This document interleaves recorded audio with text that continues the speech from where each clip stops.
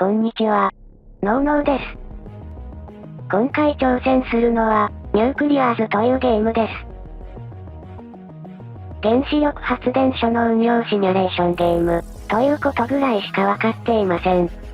170ページ以上に及ぶ英語マニュアルなどもあるのですが、まずは一旦、一切の攻略に関する情報を調べずに、ゲームをやってみたいと思います。いくつか難易度があるようです。難易度アプレンティスはステップバイステップで、原子炉の起動から安定動作までの操作手順を提示してくれるようです。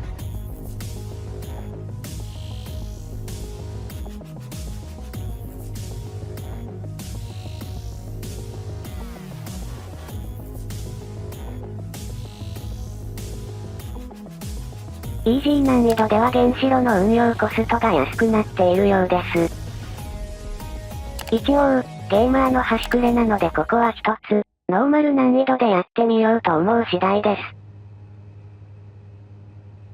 す。なんか謎の警告が出ました。ケミカルモジュール、一体何のことでしょうか？よくわかりませんが、選択すべき行動はアクセプト一択です。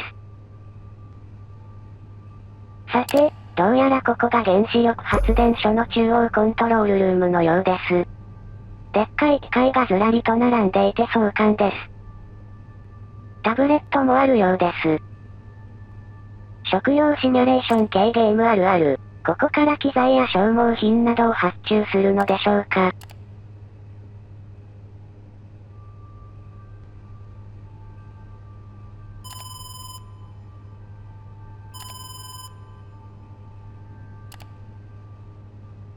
なんかまだよくわからないので、とりあえずそっとしておきましょう。で、まず最初に何をすればいいのでしょうか？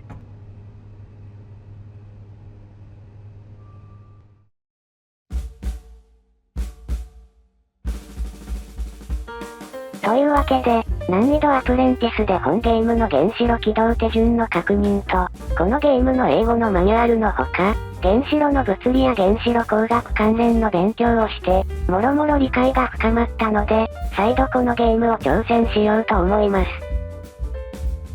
それでは、まずはニューゲームから選択します。動画冒頭で申し上げた通り今回はノーマルで挑戦していきますが、最初に原子炉の起動方法をしっかり確認したい方は難易度アプレンティス、原子炉の安定稼働に自信がない方はイージーなどで練習するのがおすすめです。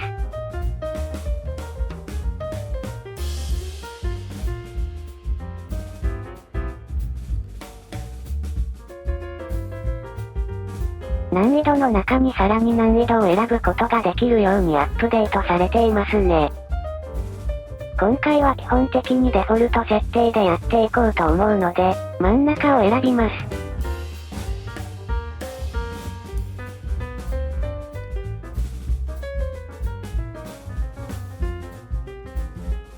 現在ここのチェックが外れていますが、デフォルトではこのチェックが入って原子炉の起動準備がある程度整った状態でスタートします。もしチェックを外した場合、お金を結構持った状態で開始する代わりに、ポンプやタービン、変圧器などの購入可能な機器は全て未導入の状態で始まります。初期セットアップは各種フレートポンプを購入して、外部の水源から原子力発電所内に水を引き込むところから開始するので、フレートポンプや貯水タンク周りを理解できるので一度やってみるのはおすすめです。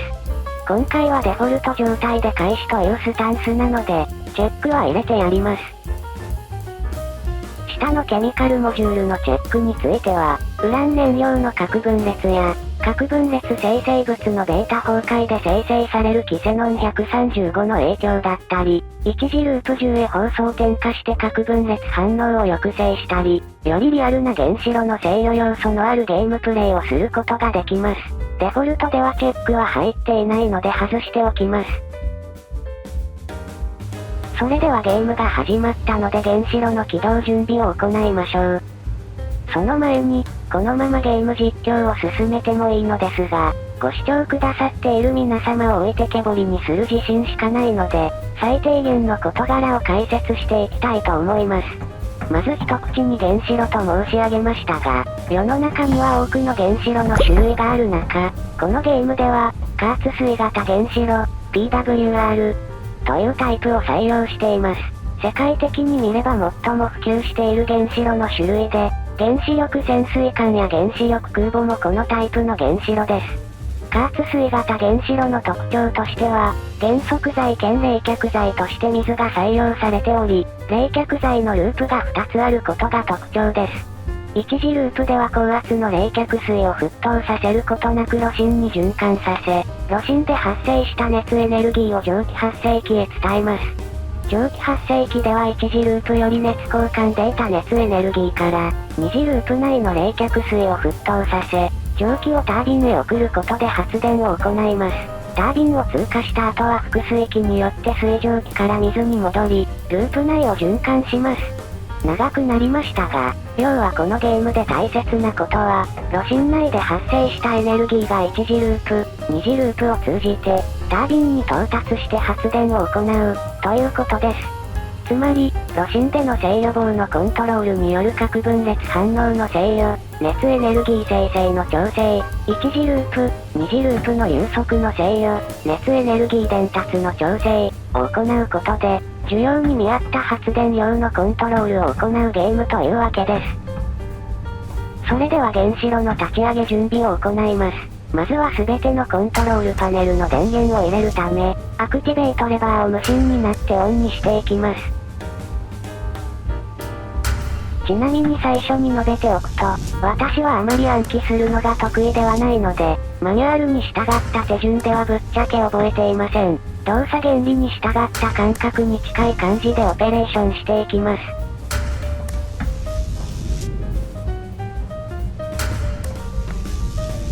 これで全てのコントロールパネルの電源が入りました。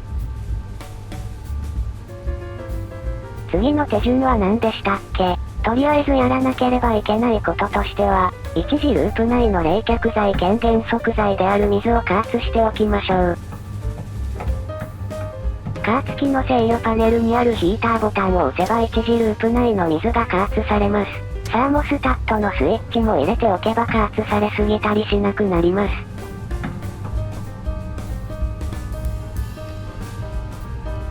ここの圧力のメーターが、150から160バールぐらいになるまで加圧を行います。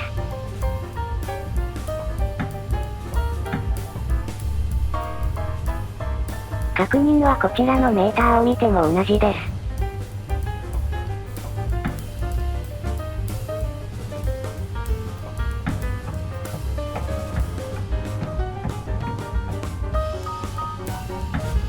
現在この建物の電力は内部発電機で賄われています。基本的に内部発電機は外部電力網から遮断されるなど異常事態の際に使いたいので、一般家庭のように外部から電気を供給するように、エクスターナルパワーサプライのスイッチをオンにして、内部発電機のパワーをオフにします。ちなみに手順的にこの操作は、コントロールパネルをアクティベートした直後に行うものですが失念していました。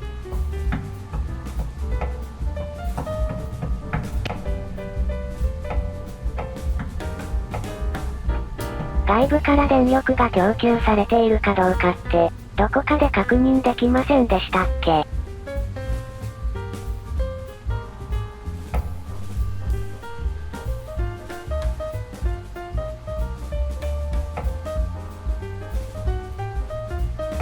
まあいいか。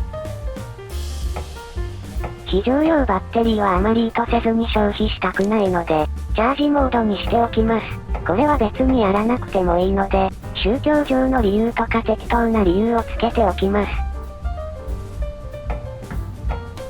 原子炉のオペレーションモードが現在シャットダウンになっているので、通常運用時にはノミナルに変更しましょう。すでに一次ループの加圧を始めてしまってはいますが、このオペレーションは発電所の運転状態を変更する一番最初のタイミング。今回のケースでは発電所の電源供給周りの設定直後に行う方が望ましいです。警告アラート関連の敷地がそれぞれのモードに適した感じになるそうです。詳しくは知らないけど。一時ループの加圧メーターがグリーンゾーンに到達しているので、ヒーター出力をローに設定します。そろそろ地方自治体に発電を開始する承認の申請をしておきましょうか。タブレットからスタートオペレーションの申請を行い、しばらくすると何時から発電していいよって言われます。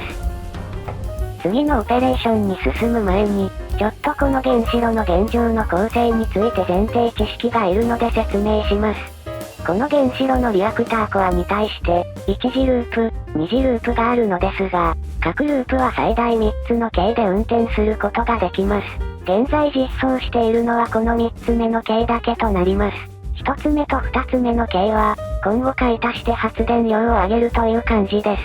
す。なので、1次ループや2次ループのサーキットポンプのスイッチなどは3つあったりするのですが、動かすのは3つ目のものだけです。電力需要以上に発電した余剰電力に対処するため、レジスターバンクのスイッチをオンにします。詳細は運用フェーズで説明します。2次ループのサーキットポンプもオンにします。クーリングサーキットのポンプも起動します。複水域関連のパラメーターを確認したところ、一番左のレベルのメーター、つまり水量がなんか低いですね。こんなもんだったっけ？複水域の水量はフレートポンプのコンデンサーポンプで増やせます。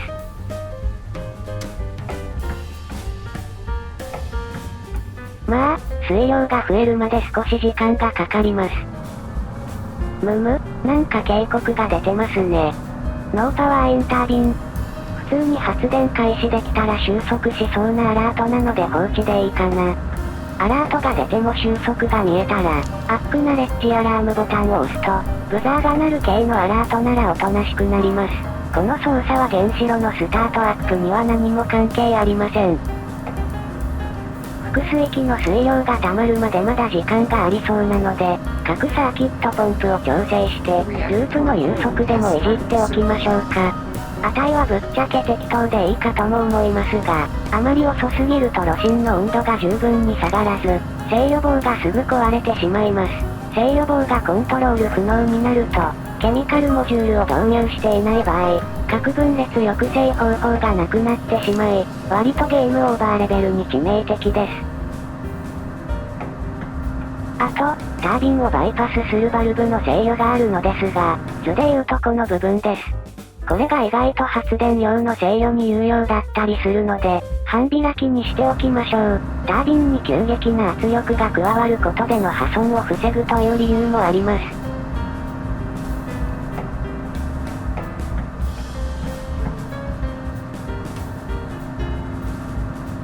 そういえば発電の承認はどうなったでしょうか。10時から発電していいよって感じで承認されてますね。少し急ぎましょう。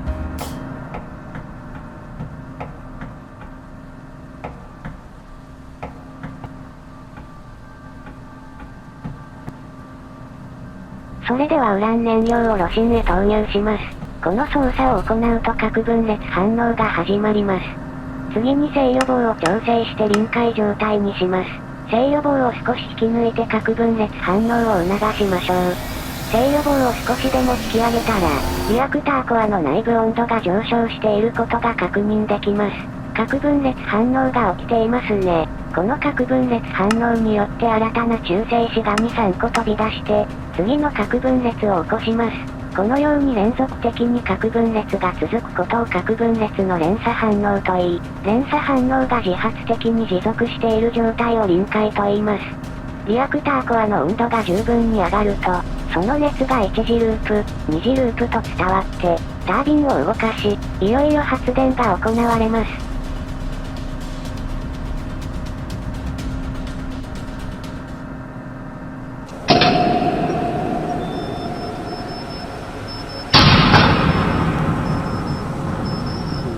さて、このチェレンコフ光の演出が何なのかわかりませんが、臨界となったという認識で良いのでしょうか。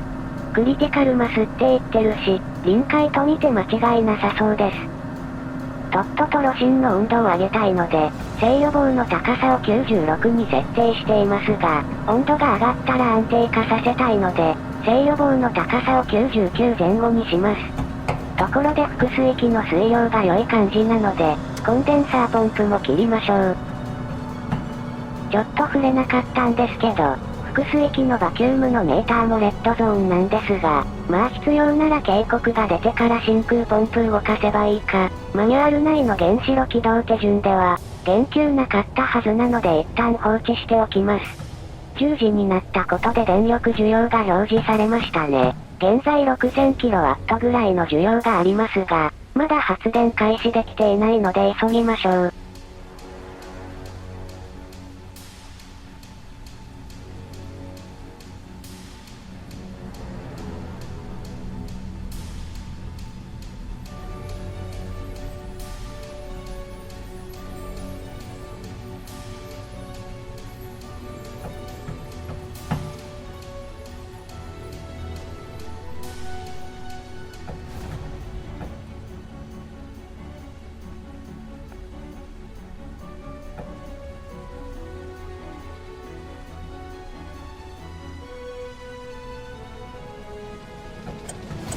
蒸気発生器で作られた蒸気の圧力が十分になったら、タービンが動作し始めます。まずはタービンのラウンドパーミニッツが3060となるようにします。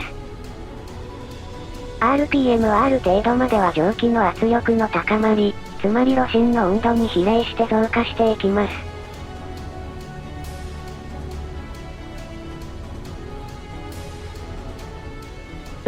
どのぐらいがいいかな。一旦、炉心の温度が200度を超えたあたりぐらいで、制御棒の高さを99ぐらいに下げて、核分裂反応を抑制しましょうか。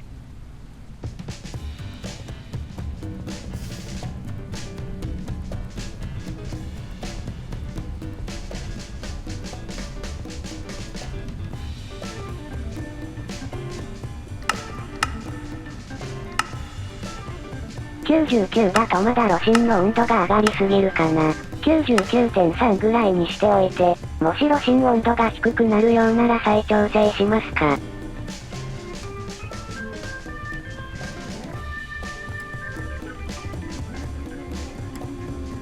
温度が下がりそうですねこれ。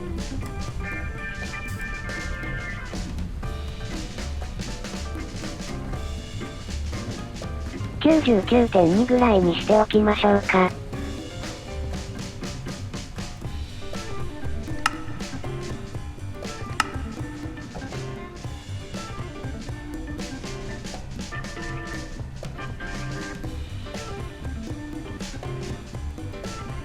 制御棒を壊したくないので、あまり炉心温度を高めすぎたくないのですが、このままではタービン 3060rpm に到達できないので、もう少し制御棒の微調整が必要ですね。炉心温度的には250度から280度ぐらいが理想です。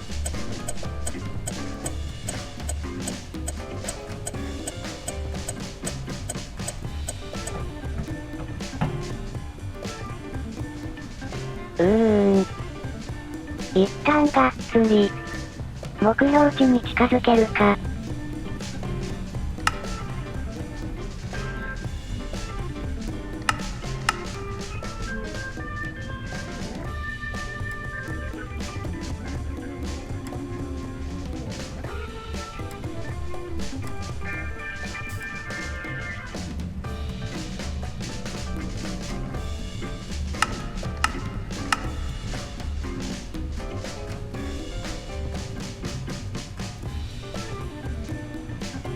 まあこのぐらいで様子見しますか。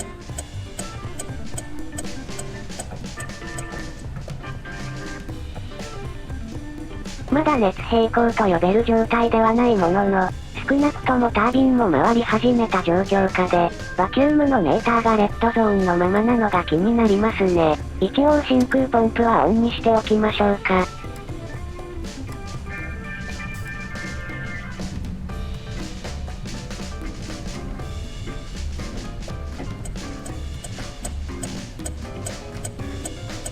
3060rpm にはまだ到達しなさそうですね。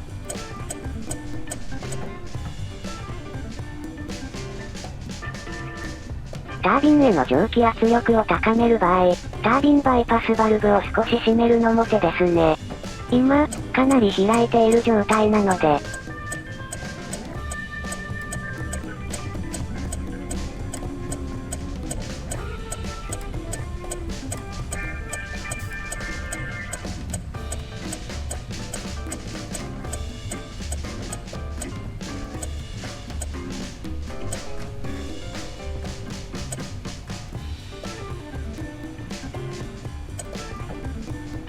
3060rpm に近づいたら、ジェネレーターの RPM、ライズと RPM、ロアボタンを押して、シンクロスコープの一番上が光るように調節します。この操作によって街の電力グリッドの交流周期と、この発電所が生成する電気の交流周期を同期させているのだそうです。これで同期しました。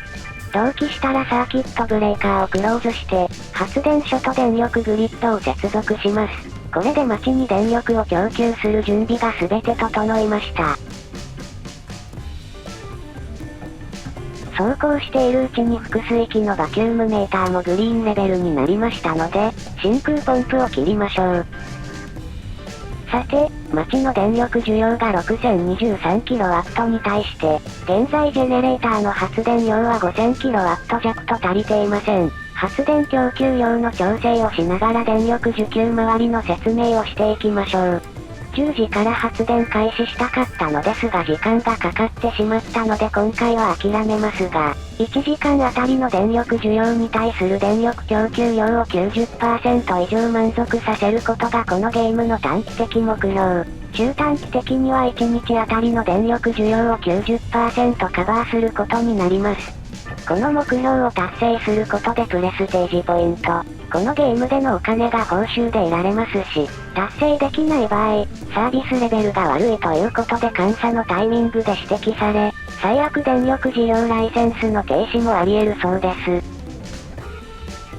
で、今、発電量を上げるためにタービンバイパスバルブを少しずつ閉めています。タービンへ送られる水蒸気量が増えるので発電量が増えます。さて、先ほど省略したレジスターバンクについて説明します。電力需要に対して超過した電力を発電すると、過電圧などの問題や電力関連の機器の破損につながります。そこで余剰分の電力をレジスターバンクという巨大な電気的抵抗器に送り、電気を熱エネルギーに変換してこの問題に対処しています。一方、だからといって需要を大きく超過して発電してしまうと、レジスターバンクが焼け焦げてしまいます。基本的には需要に対して 90% の電力を生産できれば、サービスコンプライアンスを達成できるので、発電量は需要よりちょっとだけ低いぐらいが、安定的に発電所を運用できるラインなのではないでしょうか。この数字がレジスターバンクに送られた余剰電力で、レジスターバンクは最大4つあり、各レジスターバンクの温度がここで目視できます。なお、タービンの電力生産量に対して変圧器を介した後、余剰電力があればレジスターバンクに送られるという形となります。変圧器に介した後の電力量はタービンで発電した電力量より若干下がりますので、まあ、大体でいいんじゃないですかね。電力需要を満足することが目先の目標であることから、街での電力消費の変化や風力や太陽光など、ここ以外の発電所の天候的な発電量の変化による電力需要の変化には、細かく発電量を調整して対応する必要があります。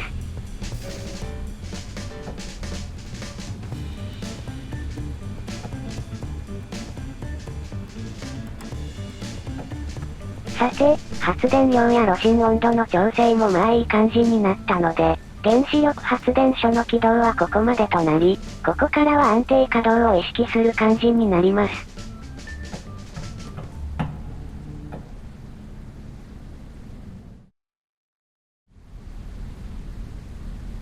タブレットのオブジェクティブスというアプリを開くと、プレステージポイントを得られる具体的な目標がリストアップされています。ふむふむ、タブレットを使ってオペレーションアシスタントを起動する。原子炉格納容器建屋に行く。非常用電源発電機兼備品倉庫区画に行く。発電タービン区画に行く。90% 以上のサービスコンプライアンスを達成する。などがあります。プレステージポイント取得ついでに、発電所内の各区画をご案内したいと思います。まず今までいたコントロールルームは建物の2階にあります。ここから3階に上がると、非常用発電機や各種バッテリー、各種消耗品の倉庫があります。これが非常用発電機ですね。燃料から発電を行います。ここにはバックアップ用のバッテリーがあるんでしょうか。全然入っていませんね。お金を貯めたらそのうち購入しましょう。そしてここには、この発電所の運用や保守を手伝ってくれるロボットの、オペレーティングアシスタントがいます。タブレットから電源を入れることができる、このゲームにおける唯一の私の友人です。たまにあえて壁にめり込んだりしていますが、なかなか職人かたぎの有用な人材で、愚かな人間どもと違い私を裏切ることはありません。アップグレードを購入することで、オペレーティングアシスタントに依頼できる仕事が増えていきますが、まあ今はまだ特にいいや。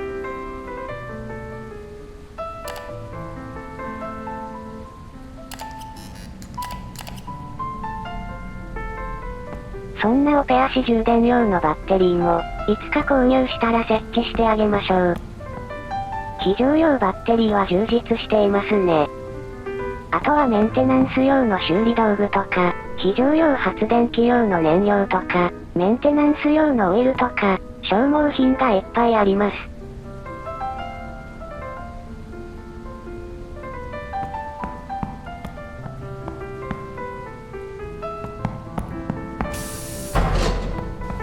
ではエレベーターを使って1階に行きましょう。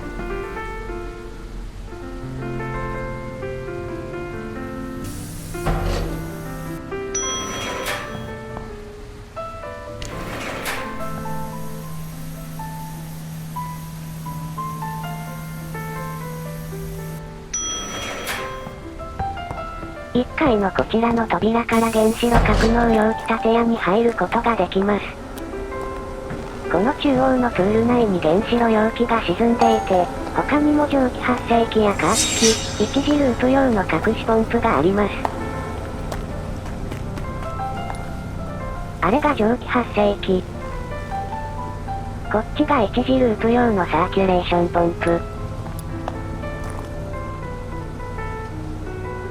これが加圧器。この部屋には現状何もなさそうですが、防護服の除染なんかが、そのうちできるようになるかもしれませんね。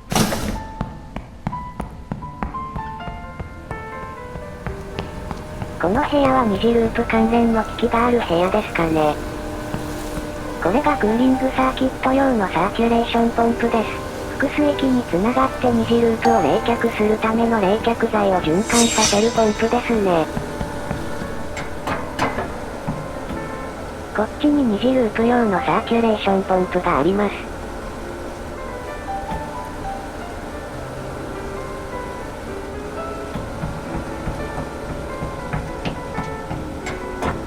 このクソでかいタンクみたいなのが複水器ですね。こっちのタンクは何でしょうね。よくわかりませんが二次ループ給水用のタンクかな？こちらの部屋には電力周りの機器があります。これが変圧器です。こっちがレジスターバンクです。どちらも現状一つしかない割には、どちらも壊れやすいので注意して運用していきたいところです。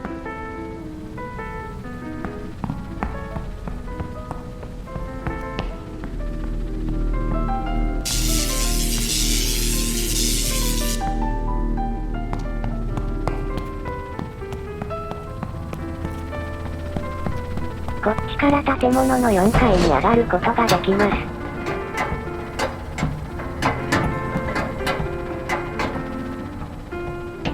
4階にはタービンとジェネレーターがあります。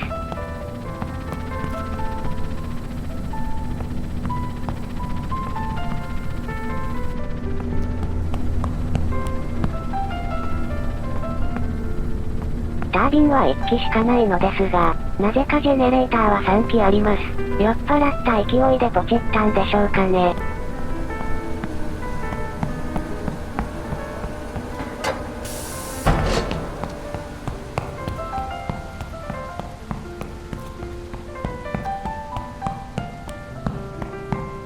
4階の廊下には階段がないので、エレベーターで下の階に行きます。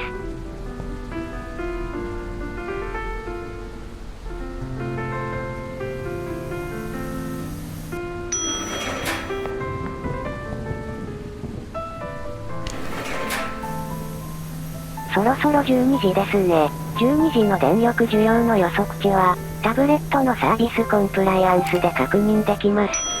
需要が下がりそうなので発電量の調整が必要になりますね。一旦コントロールルームに戻るとしましょう。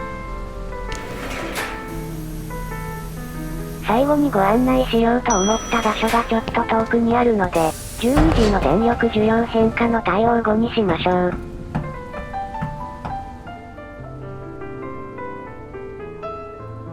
調整は、まあこんなもんでいい感じでしょうかね。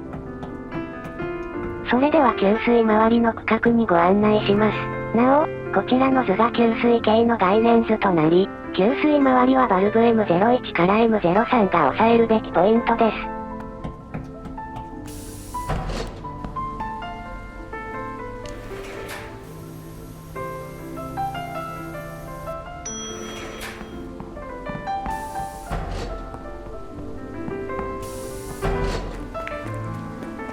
外の給水系ポンプから銀色のパイプが伸びてきており、このコアプールクーラントタンクに繋がっています。ここの銀色のパイプにバルブ M02 があります。このタンクは原子炉格納容器を沈めているプールの水を給水するためのもので、この横のポンプを動かすとタンク内の水がプールに流れます。銀色のパイプはこっちにも伸びてきていて、このプライマリーサーキットクーラントタンクにも繋がっています。こっちはバルブ M03 がついています。このタンクからポンプを介して、リアクターコア内に流れる一次ループに繋がっています。次にこの銀色のパイプがどこから伸びているか、確認してみましょう。なんか雨が降ってますね。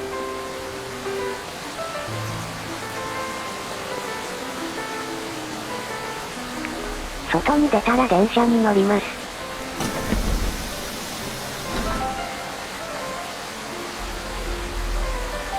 電車の電源を入れて、目的地を確認して、ドアを閉めて、ブレーキをオフにして、出発します。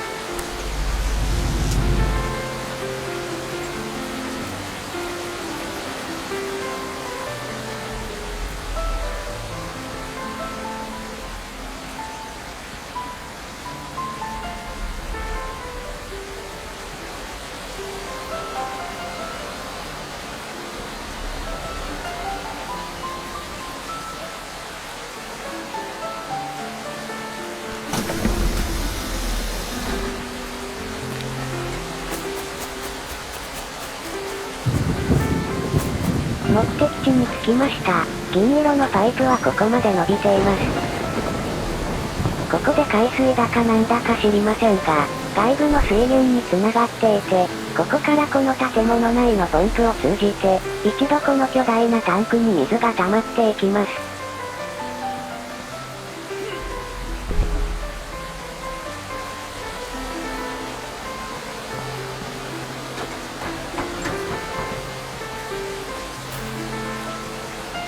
このタンクからこっちの建物内のポンプを通じて、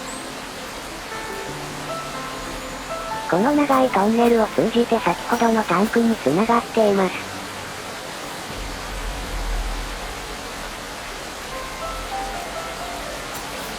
なお、この先にはケミカルモジュール関連の区画があり、バルブ M01 もそこにあります。つまり今回のゲームモードではバルブ M01 は使いません。このトンネル、マジで長いのであとはもうカットします。つまりこれらのバルブの開閉状況と、インターナルプライマリーポンプの動作を組み合わせて、給水したいところに給水するという仕組みになっているわけですね。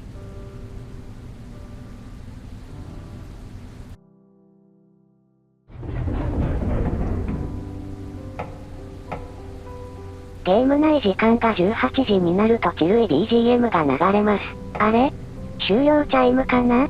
と思った方も多いかもしれませんが、弊社の企業理念は合理的で最先端な電力事業を通じた社会貢献です。街は24時間、常に電力の需要があるため、当然弊社も24時間体制で稼働してこその社会貢献となります。また従業員を一人とすることでほうれん草を簡略化し、不必要な会議をすることなく全従業員の意思疎通を図ることで、究極的に合理的な意思決定を持つことが弊社の強みです。社会的責任の大きい電力インフラの一端に携わりながら、資金調達や設備投資などの意思決定を一人で行う弊社は、何者にも代え難いビジネスの経験が得られると言えるでしょう。社会貢献やビジネスに終わりはありませんが、この動画シリーズにはいつか終わりが来るものです。目標としては、まずは投資でこのゲームをやったことがないので、ある程度真面目に運用をしてみたいと思っています。少なくともまだ原子炉の起動ぐらいしかやったことがないので、そのうちシャットダウンが必要になったり、設備が増えたら色々対応の幅が広がって、考えるのが楽しくなりそうと感じています。なんだか少ない情報をヒントにしてどうすればいいか考えるのは、脱出ゲームにも通じるものがあって、ちょっとワクワクしています。一旦今回は基本的なゲーム仕様に関する解説が長くなりましたが、ご視聴いただきありがとうございました。引き続きご高配賜りますようよろしくお願い申し上げます。